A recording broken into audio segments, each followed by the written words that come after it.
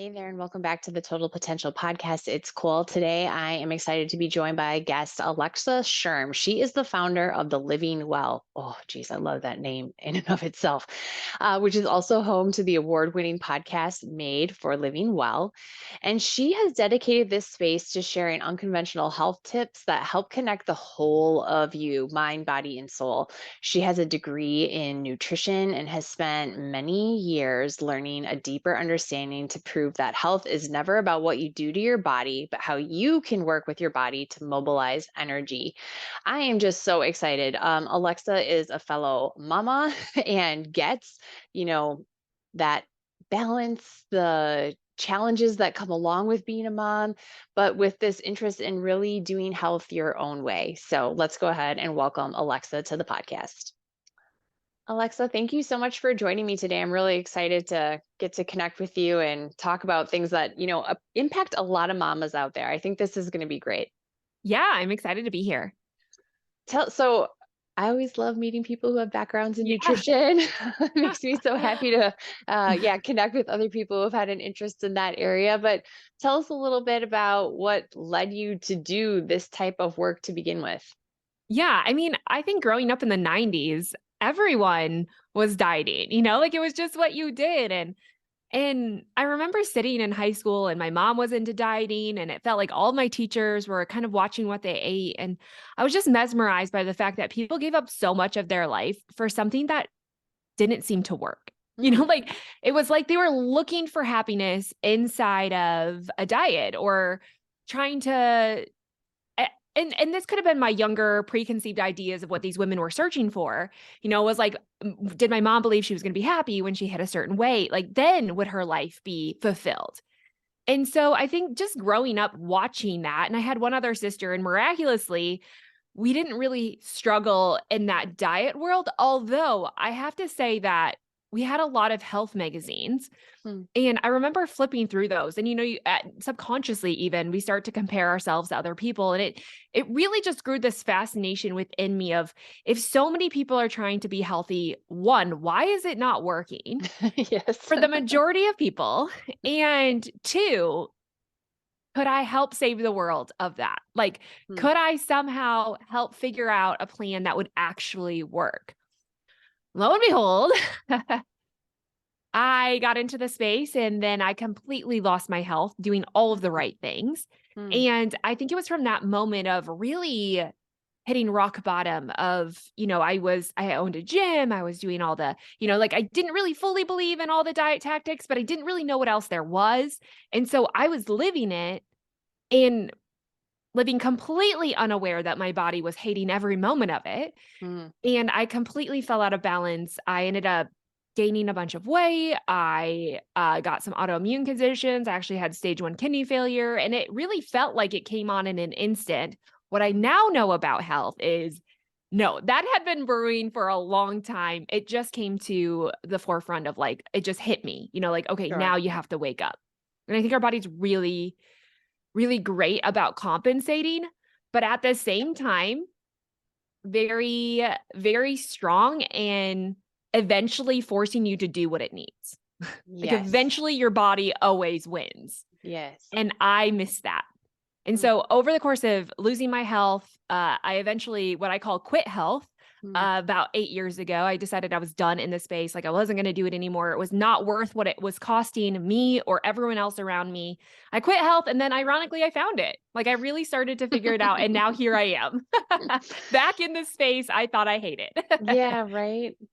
It's so interesting because a nutritionist one time said to me, our body is always trying to do its best by us, Mm, meaning that no matter what we put in it, no matter what we put it through, it's always trying to kind of meet us in that and yeah. do its very best in whatever circumstance we've put it in. But to your point, like we can't outrun that Mhm. at some point. Where did you even begin? Like what so you kind of let go of health, Mhm. but like the letting go meant what? Like how did you Yeah, start right, to really right. find what actually meant to be healthy Uh, for you? yeah. I think so much of my career, my life was based in health. Everything I did was surrounded by health. And again, I had helped people get skinny, what a lot of people call healthy, I had helped them do those things. And yet I still felt like none of those things really mattered. Like Mhm. I had watched, I owned a gym. So I thought that was like, kind of beat your body into submission kind of thing. And I took a lot of pride in that. But at the same time, I think I got to the point when I lost my health that I felt like a hypocrite. Like, okay, I Mhm. was doing everything I was telling everyone else. Clearly, I don't know what this is going to take. And I think that morally was just eating away at me. It also was like, there's something so much more to life than counting and micromanaging and working out and like being so fixated on health and my body and all these things that I couldn't even spend time with my family. Like I Mhm. couldn't feel like I wasn't present. And so I think for me on the day that I quit health, like it was a pretty profound moment. Like I just woke up one day and I was like, I'm done. Like I quit. And I remember telling my husband, which is also my career, right? So it was kind of like, oh, okay, like that's really what you mean, huh? So like what does this look like? And I went through the process of selling the gym that I owned. Like I was done. But it was really funny because I felt like on the day that I decided I was done, nothing really changed in regards to what I actually did. I just felt like I was doing it with a different motivation. Like Hmm. it wasn't to arrive at a place, it was just to do it, to Mm. just feel good. And for me, that's really what I learned in this process of health was there's a balance to it. Our body is always working to achieve a state of balance. It really does want the best for us. It was created for health. Its only job is to keep us healthy. And we so often villainize our body. And I think when I started or when I quit health, I really started to just recognize myself. Mm. And I think the health space just so easily distracts us in all these external things that we think we have to be doing and that we really miss. What is our body telling us? How is my body responding? What does my body need? And really, there's something more than just our body. Like we're here for a purpose. And I think Yeah. in the living of that, I really started to like it. Like I just wanted to do it. Yes. It's not what I ever thought. I mean, clearly, like there were moments when I was like binge eating cereal because I was like, I can Yeah, do yeah, this yeah. now. Like I had that period of rebellion.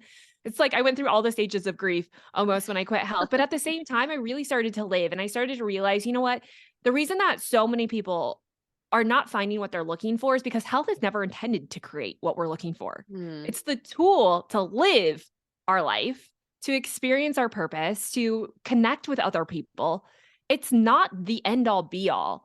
I think like I had watched so many men and women invest their lives into. Yeah. And so that Eh, was a big turning point for me. Huge, yeah. And to Mhm. see almost the body as like a vessel through which something gets to happen, but not Yeah. the end state of what will happen. Like it's Right. not just the Right. body at the end of the day.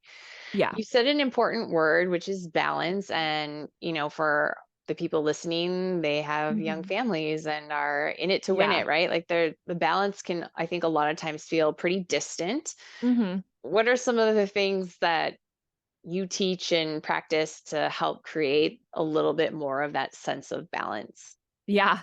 Balance is a funny word because it's one of the most Google searched words on the Is it internet. really? Hmm. It's up there as an appropriate word to Google search probably. But, it's also one of the top rated searches, the majority of them would tell you balance doesn't exist. Hmm. And I think we tell ourselves that because we failed to achieve it. And so when we can't figure out how to achieve it, we kind of toss it to the curb and like, well, it doesn't exist. So just, keep doing your thing. But when we look at the body and when I really started to understand balance, we have to understand that all of life is really trying to achieve a state of balance. And I'm not a physics buff at all, but I really, in the process of relearning health, I started to learn a lot of just like natural practices and principles and physics, right? Like the first law of thermodynamics and the Newton's third law, like the law of motion of like everything has an equal and opposite reaction. Like everything in life is trying to achieve a state of balance. And your body has one. What we know of is called homeostatic balance, where your body's trying to maintain a blood temperature or body temperature and blood pressure and heart rate. And all of these functions inside of our system are always working to achieve that Mm. homeostatic balance. Anytime we get pulled in one direction or the other doesn't necessarily mean it's wrong, but it is constantly fighting to regain that balance. And when I started to understand this balance of like, okay, the goal of the body is to achieve balance. If I can get my body in balance, then my body seemingly feels better, right? Like we know if we Mm. have a temperature, we don't feel great. Like there's a purpose to it. Right. But in prolonged periods, that's not good for us. And so it's when you get a temperature or a fever, right? Like we tend to be really wise about trying to help our body regain a sense of balance. Like people are good when we're sick about trying to regain this sense of balance. But in everyday life, I feel like we're really quick to ignore the Mm. extremist lifestyle that we're living or ignore the balance in an effort to maintain the extremist lifestyle that we're living, that we ignore our body and ignore all these cues inside of our lifestyle, even in our soul and our mind, that we're pushing ourselves way too far outside of balance. Our body is trying to compensate, which adds even more stress Yeah. because now it feels like we have this body war going on. It's like you against your body or you against your mind. And it just creates all of this internal tension until eventually just it erupts, right? Like we can't hold on to that anymore.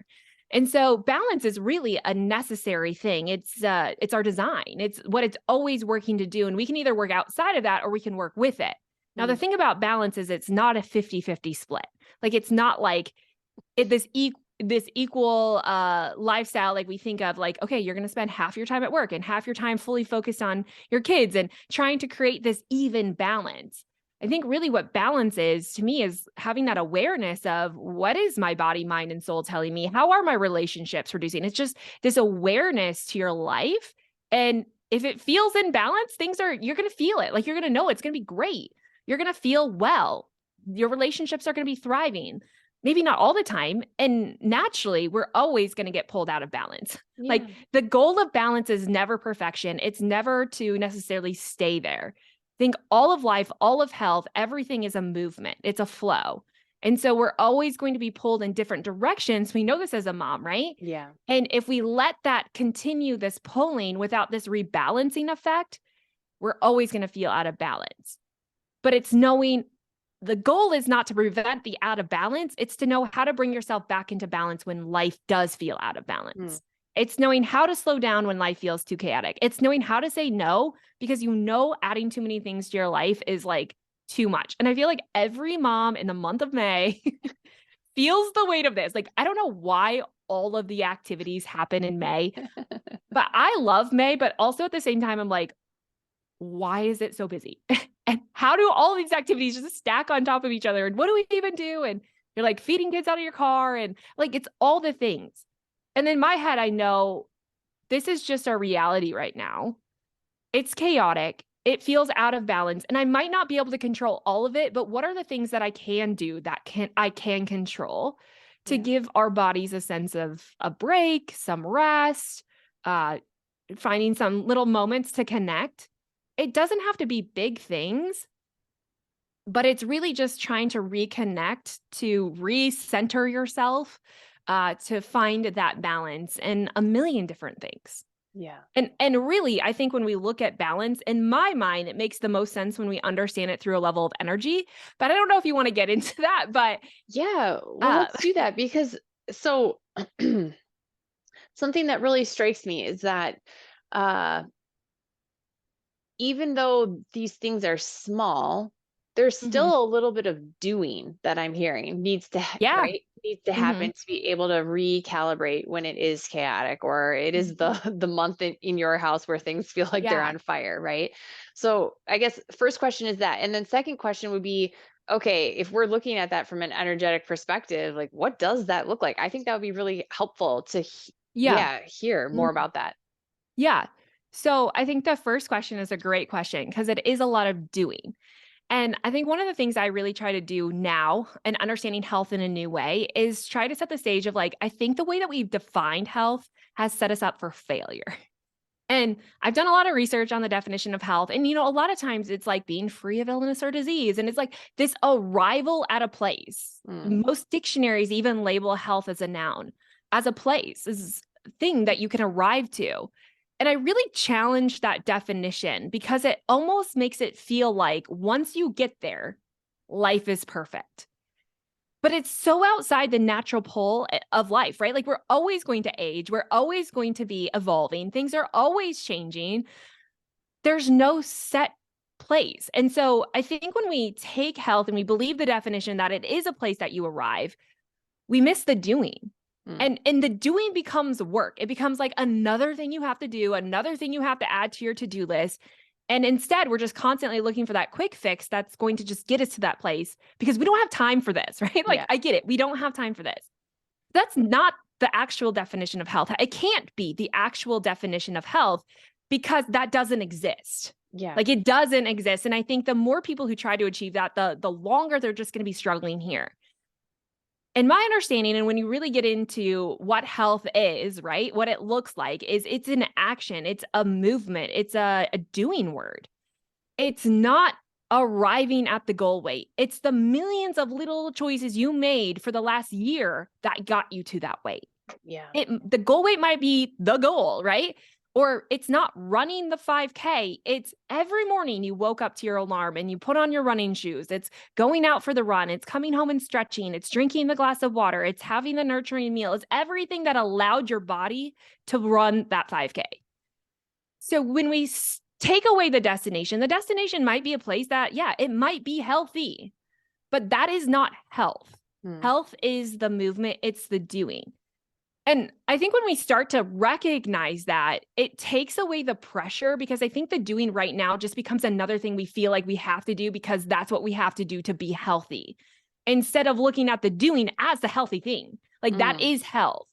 And when I started to recognize, like, I don't have to run to look a certain way. I don't have to work out to fit into a size jean, but I can just do it because it creates the feeling of health. It creates the experience of health right now. Yeah. And there's like so many deep levels to that, but I really feel like it's just like understanding that the doing is not pulling you out of balance, but those are the things that are really helping you to regain balance. And maybe it's better understood again why I talk about energy. And I know there's a lot of people who are like, woo, energy. Like energy is in everything, right? Like Yes. I like to relate it to like the light switch of like, we have a light switch in our body and how that light switch is turned on or off is changing the way we're glowing, right? It's essentially changing how much energy we're either using, giving to life, or how much energy we are like closing off and storing, hoarding, and conserving. And we all have an energy. But the thing about energy, and a lot of people come to me and they're like, I just want more energy. I'm just tired all the time. And then we also in the health space talk about energy in the form of calories. And we get these equations of like calories in equals calories out. Again, none of that has worked long term, maybe short term, but not long term, because that's not how energy works inside the body. It's not something you can add to or take away, but it's something that you can influence. And that's like the first law of thermodynamics. Again, not to get nerdy, but it states that energy can neither be created nor destroyed. It's always there. So we have the energy that we need, but it's how that energy is being altered that determines how you're experiencing it. So if you're really tired, that's probably a sign that one, your body's pulled out of balance. You've exerted, like when we pull ourselves out of this homeostatic balance, our energy becomes more threatened because our body energy is it's the necessary mode of life, right? It's not your heart beating that keeps you alive. It's the energy that your heart needs to beat to keep you alive. So without energy, we're not living. So energy is the very thing that's going to determine your safety mechanisms inside your body. And we know, like, even when we talk about the mind, emotions, some research or researchers estimate that about 70% of our total energetic level is emotional. So we know, and we can feel that, right? Like we can feel the power of our emotions, which I would say like that's where I argue like the mind, your soul, those are bigger players in health than just what you eat. For sure. Because it's changing what your body does with what you eat. But it's this energy. So when our body's getting pulled out of balance, our energy starts to feel more threatened. And instead of using that energy, we start to store, hoard, and conserve it. Like we see these in our stress response and the way our nervous system patterns work. So, and this is also where we see a lot of people who struggle in the health space, right? Like they don't have the energy to heal. They don't have the energy to feel vibrant. They don't have the energy to work out. It slows their brain function down. All these disease processes happen out of just this need to store, hoard, and conserve your energy rather than use it. So for me, a good understanding of balance is essentially saying, I'm going to help support my body's energy. And I'm going to do that in every lifestyle way possible. But I'm also going to recognize when I'm feeling lacking in energy. It's not necessarily this like, oh my gosh, I'm failing. It's to say like, okay, now it's time to rebalance my body with Mm, energy. So energy is like for me that good judge of like whether you feel really filled and vibrant, and it's a feeling, right? Like yeah. vibrant and energized and happy and healthy. And you won't stay there all the time because feelings are fleeting. But it's how can you better create that by learning how to support your energy Yeah. and paying attention to what things in life are pulling you out of balance and what things are filling you. So, like when we go back to motherhood, one of the things that I have found enormous exhaustion from is bedtime and bath time. Mm, I'm like not the bedtime or bath time mom, but my husband used to work away from home a lot. And so it was like my job, right? Like yeah. that was what Yeah. I did. And it was so exhausted by the end of the night. And then it'd be like mom rage and like get to bed and, like all of these things. And I just realized like after that, I just felt so tense and then I wasn't sleeping well. And it just like kind of spiraled into this whole thing. Of course, it caused kind of chaos in our whole family. The kids would get out of whack. And so when I started to learn about this, is like, okay, this is obviously a really draining moment for me. Emotionally, mentally, physically, it's very draining. So, what in that could I do that's going to support my energy? So, one thing that I learned to do was like, okay, I take a book. I love to read. So, I was like, okay, I take a book in, and all of our kids, we don't read necessarily out loud, but everyone just reads. Mm, And like just the act of reading, even in those moments of like, we're all just going to take 15 minutes at bedtime because everyone's supposed to read anyways, and just read, it just almost brought me back down. Like mm, it helped recenter me, even if it wasn't perfect. And some nights were chaotic still, but it was just that little thing. Or then after bedtime, it was like, okay, now I'm going to go take a hot bath and I'm going to read a book. So it's like maybe understanding that it's not always a momentary thing. Life is going to pull you out of balance, but when you feel out of balance, what can you do to bring it back in? Because yeah. here's the thing, if we're not intentional about it, our body will always do this. So, like when we're storing, hoarding, and conserving energy or feel like it's lacking, like after a hard day at work, you come home and people want to binge Ben and Jerry's or drive through the drive through, these unconscious needs to eat, that's just your body's way of trying to find something that you're not providing. Yeah. I need energy and I Yeah. know a way to get that. Yeah. Yeah. So we do things, or we feel like we need to binge Netflix because it's like we're so emotionally exhausted. Instead of recognizing, but how could I actually balance this for my body? And then you might start to pinpoint, like, oh, maybe if I just go out for a walk after work, like that's going to Yeah. fill me back up. Or I meet a friend for coffee, or like doing something that is intentional, knowing that if we don't supply it, our body will find it. Yeah. So that's like kind of how I look at balance. Yeah. Well, and I love just the idea, like, just to take a pause and even just ask yourself, what would Mhm. actually fill me up that isn't Mhm. just kind of like that bad habit that I fall on? It's actually the thing that really, gosh, I just love it and it feels delicious to Right. me. If even if it's just Mhm. reading a book, I mean, a Yeah. lot of people that is like almost like a feeling of home. Like I can Mhm. like kind of Yeah. rest in that, right? So even just the chance to just ask yourself the question of what would really fill me up in this place Mhm. where I feel like it takes a lot for me or I feel a Yeah. little drained here. Yeah, that's Yeah. beautiful. What would you say for the person who, is working full time and has little kids at home and maybe feels into just that kind of like lingering fatigue? Maybe it's not just the day Mhm. and it's not just the week of somebody being out of Mhm. town or something like that, but kind of has like just an underlying lingering feeling of I'm just worn out and tired. What comes Yeah. up for you there? Yeah. I mean, I think sometimes it's so common that it almost feels normal. Mhm. And so I first want to say that just because it's normal doesn't mean it's healthy. Mm, Like I feel like sometimes we put these preconceived ideas in there that if you're a mom, you should be tired. And you're going to have moments of tiredness and exhaustion by all means. I remember that when I had little kids, it's just feeling like you're perpetually tired. mhm. But I also feel like there's a lot of pressure on moms and women to do it all and to be it all. And I don't, and also to look a certain way, Yeah. Like I think like of postpartum, and I'm like, how many things out there are telling you to get back to your baby or pre-baby weight and X amount of months and it's just so unnatural. And I don't think we are amazed at what we have accomplished and can accomplish, Right.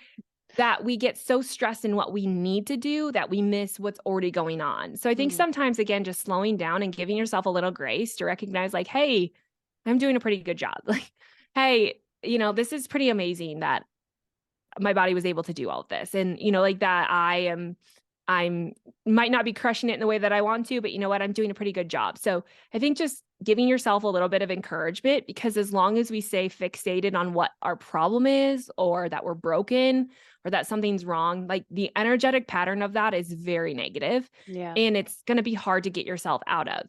Sometimes the most energizing thing is just taking a breath and just saying, like, you know what, right here, I'm doing a pretty good job. Like, I Yeah. think Mel Robbins wrote a whole book about, like, patting yourself on the back, right? Like, or what is that what it was? Or high-fiving yourself in the mirror. Yeah. Yeah. Yeah. And it's wild to think how much research she came up with and how actually beneficial that is, but it shows the power of the emotional load Mm, that we experience. And so, also, I think other things like being a nutritionist, I think too, it's like understanding that you can't fill your family if you're not filled yourself. We can try, but oftentimes we become, energy stealers, emotional yeah. stealers, um, and no one would ever say that or want to be that, but I think that's what happens when we start to get into those patterns. So, of course, feeding yourself well, and I think sometimes being a mom is you need a lot more food energy Hmm. than, your male counterparts sometimes, or some more than what a lot of healthy diets would tell you. Like, food is for nourishment. And if we're Yeah. undernourished, we're going to be underenergized, and our body's going to store, hoard, and conserve that. That's the power of the equation, and what happens in the short term, you see results, but then all of a sudden, Yeah. say Yeah. 98% of people gain it all back and more. It's because the body eventually downregulates to the point it compensates, and it starts storing and hoarding and conserving the very little calories that you do consume. So I'd say throw away the notion that food is bad, and really just start to learn what is filling and nourishing for my body, and eating well, moving your body still, taking a few quiet moments. Like, I even remember, like, 5 minutes in the car made a Mm, huge difference, like, it doesn't have to be a 40-minute workout. Like, just go outside and play with your kids, or take a lap around your house. Like, it's all the millions of little things that we do that account for health, not these big grand gestures that we only do once or twice a day. sure. Yeah. And I really think that we can live a really healthy and full life without ever, quote unquote, doing the healthy thing, Hmm. without ever really engaging in a true workout. There's going to be seasons, yeah, like, I think that's really healthy and beneficial, but there's seasons of momhood where, like, girl, you're doing the best you can. Like, you've been up and down with that baby. You've been rocking that baby. Like, we can't, like, we don't even account for the fact of how many times you've been, like, bouncing that baby up and down. Like, that's so, so like that. There's so much physicality to that. For sure. Yes. Carrying, 100%. carrying car seats, that's a workout in itself. I haven't had my youngest is 8, and one of my friends just had a baby, and no, about 6 months ago, but I was, like, carrying around the 6-month-old, and I was like, "Oh my," and she has, like, she's, like, carrying him one-handed and, like, doing all Yeah. this Yeah. other stuff, and I'm like, "Man, I'm so weak now, and I work out every day," and I'm like, "You are the strong one," like, when you learn how to, like, really just balance life, like, Yeah. I think just giving ourselves a little grace, and then doing just the nourishing things without the need to push and push and push and push and push. Yeah. That word feels really important, nourishing, because Mhm. it certainly has a certain quality to it, Mhm. right? Of how we would treat ourselves if Yeah. I were loving and nourishing to Mhm. my own Yeah. system. Yeah, Mhm. it's really nice. What would you say? So I'm also a little bit of ways from having Mhm. babies. Um, and now I'm coming into like a phase of life where it definitely you can feel like the shift in hormonal health. And it's Mhm. not like full blown, Mhm. menopause, but just that ebb and flow of hormonal health for me, like woman wise, I'm like, gosh, that Mhm. is playing a bigger role than ever in the sense of balance. Mhm. And I know this is an area that you have some expertise in. What comes Yeah. up for how we can create more balance and Mhm. more optimized health in that area of hormonal Yeah. health? Yeah, I mean, I think I take a little zoomed out approach to hormones, looking at them as, a lot of people blame hormones or villainize the body. I'm just not one that's ever going to do that. Yes, certainly there can be problems that we need to address, but hormones really are communication molecules.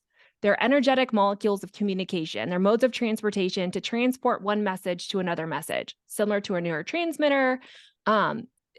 It really is rarely the problem, if that makes Mm. sense. Like, I think we blame them, but I like to think of like a hormone as like the postman, right? Like he's not Mm. writing the message or receiving the message. He's He's just literally just delivering delivering. it. And it's like there's the saying, right? Don't kill the post or don't shoot the mailman or whatever, Yeah, right? yeah. He's not the problem. Um and yet we often blame that. But really when we get into it, it's like, okay, what message is being sent and what message is being received? Because that's really where our problems arise. Yes, hormones are a big player in changing how we think and our energetic patterns, but really it's like what message first and foremost is getting sent, changing the hormones that are being established, and then also that will change the outcome of your cells because your cells are responding to these energetic molecules that are basically sending a message to your DNA and changing what your cells do. And so it's looking at the overall, again, just going back to the level of balance inside your body, like different thresholds of energy are going to produce different nervous system responses. And I think that's really where we're seeing a lot of our hormones in the hormonal hierarchy. Have you ever seen the hormonal Not hierarchy? not specific like as you're Okay. describing it, no. Okay, so like at the bottom of the hormonal hierarchy are like the big powerhouse hormones that are really kind of king, right? Like it's cortisol, it's oxytocin, and it's insulin. So you have those big players at the bottom. Then you have like your DHEA hormones, which are kind of like the middle tier hormones that then produce your sex hormones. Most people get so concerned with their estrogen and progesterone and testosterone and all of these hormones at the very top without ever paying attention to the fact that those are actually being controlled or Mm, changed by what's happening at the bottom of the pyramid. I So love that. whatever's happening at the bottom is impacting what's happening at the top. But we try to start at the top and work ourselves down, but we have to start at the bottom. And so again, if we go back to those bottom tier hormones, we have insulin, which is blood sugar regulation and also a stress response hormone, cortisol, our stress response hormone, and then oxytocin, which is the balancing hormone of that, of our connecting hormone, Mm, rest, our love hormone. And whatever hormone there is having the biggest impact on your body is really going to rewrite the DHEA hormones and your sex hormones. So what we're experiencing is a result really of the message of, is our body safe or is our body unsafe? mm, And is our body energized or is our body unenergized? Is our body balanced or is it out of balance? That's really where our body is going. If we're looking at a healthy, balanced body, generally speaking, we're going to move through our hormonal patterns really smoothly. Like sure. it knows how to release those, it knows what to do with those. But I think where we get the hiccups is when we have the stress response, the prolonged, frequent bouts of stress, this constant low level fatigued stress. Stress isn't bad. It's the prolonged level of stress that we do nothing to regain a balance of. And I think that's where we really start to see the big issues. Mm, So some things that when we look at the bottom tier hormones, obviously we need to manage our stress. Not to say that we need to get rid of it. Stress is really good for our yeah. body. It's just creating the balance within it. And how do we create the balance within it, right? Obviously insulin, so managing our blood sugar regulation, and then oxytocin, like connecting hormone, like the connection hormone, which you talk about, Mhm. um, is massive for the body. So massive. And we live in an isolated, Yeah. individualized society. And we're meant for interdependence, where we cannot exist without connection. Yeah. Like I always go back to the studies. You've probably seen them of like kids in orphanages Yeah. infants who've never been touched. Horrible. But Yeah. it shows like how important connection is to the health of the whole, potentially more than anything else. I mean, you could argue I that think you could all argue day that pretty long well. that, Yeah. yeah, connection is like the top because again, the connected level is going to change your stress response. So the more connected someone is, the more we're able to handle the stress that's impacting us. Um, there's a great book that I read this year, probably one of my favorite books ever, and it's called What Happened to You. Mm. Have you heard of it? It I was have like an not. Oprah Winfrey kind of like ask questions inside of it. I want to make sure that that's right. If it's wrong, I'll send it to you. Okay. But he was basically talking about trauma inside the body. Mm, And one of the best fighters of trauma, because we'll all experience trauma, is the more connected you are. mm. Not so like social media connected. That's very Yeah, different. yeah, yeah. But connected to a few people or the having these tight-knit family groups, miraculously, like it's night and day difference how much better someone moves through that than someone who has no connections, than these kids who are in foster care or like that they don't have anyone. And so it talked about the importance of family systems and families having friends and having these little communities to do life with. Yeah. Even in the hard moments, it changes our perspective and it changes our biological response. Basically, we're able to handle hard things a lot better when we're in community than if we're isolated and trying to live this individual lifestyle. And especially when we talk about women, women are like when we look at female hormones like estrogen and progesterone, oxytocin, like those things are connected or they're Mm, driven by connections. So you're going to find more balance in them the more connected you are. And we live in this world where women, are maybe having a little bit more masculine energy, which is a topic for another day, but we don't value the connections. I yeah. don't want to say we don't value them. The life that we live doesn't leave room a Yeah, they're lot of getting times. replaced with Yeah. other things. Yeah. Yeah. Where when they study like tribes of people, like women go to the river and wash clothes together. They cook together. They're literally living their lives together. And I think just understanding the value of that in little ways of like maybe instead of eating lunch at my desk, I'm going to go sit with a coworker and just Mm, chat with them. Or instead of doing this walk by myself, I'm going to call a friend and go on a walk with them. Or I'm going to, get my kids, like take them on a bike and go out with them. I'm going to have a barbecue. Like this summer, I'm going to put some emphasis into just like having fun, like just relaxing yeah. and enjoying humans and um that connectedness, I think, is probably the most critical element of health. Yeah. I think this is a really cool insight to be sharing because I think for a lot of us, we think like, oh gosh, now if I want to balance my hormonal health and feel kind of more Mhm. that state of homeostasis, that actually what I need to do is like completely change my diet, or I got to be Yeah. on these crazy supplements, or it gets Mhm. kind of intense Yeah. fast. Mhm. um, but the fact that actually what we might do is have a regular coffee date with a friend, I know, or right? right, like that just, I mean, that feels Hug so someone. much more lovely than all Uh-huh. of a sudden I have this whole other thing I have to do to get my system in balance. Yeah, Yeah. I think that's a power move to be able Yeah, to just for sure. take it I think down to that also level. another thing for women in the connection aspect, our like estrogen levels and like our female sex hormones, um, they're more balanced when we're receiving. And this is funny because women really are give, give, give, give, give. Um, but we're again, when we're connecting with someone else, we have to focus too on the reception of that connection. And that's not like take. I'm not telling you to sit Yeah. here and take, but I did a whole podcast series last summer on it was called Sex Talk. It was like basically the sexual health aspect of our body, because what we know, and that's not just talking about intimacy, the sexual aspect of our body is actually where our creativity and our curiosity and our connection arises out of. And so we see a lot of obviously trauma in the sexual aspect of the body, and that takes away curiosity, creativity, and connection. But those are the big players of the full experience of life, of really living healthy. And so we talk a lot on there about taking a compliment Mm, instead of like, like little things like this make a huge difference to us. Like when someone tells you, wow, you look really good, or your hair looks nice. Like what do we tend to do? Like, oh yeah, yeah. you Oh, look this good, old thing.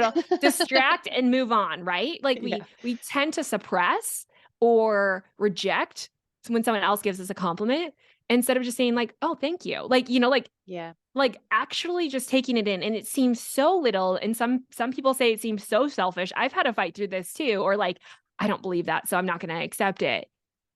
But it's the little acceptances of reception that really do change our biology Yeah. in powerful ways. It's when your friend, gives you a gift out of the blue or writes you a note. And also knowing too, on the flip side of that, like your friends need that too. The other Yeah, yeah. women in your life and girls in your life and daughters also need to have that gift of being able to receive something from you, Yeah. because you really genuinely mean it. And then also, like, when it comes to intimacy, I think the world that has distorted this, that women are supposed to give and men are to receive, but it's actually the opposite. Mm, And healthy hormonal flow would be men giving, women receiving.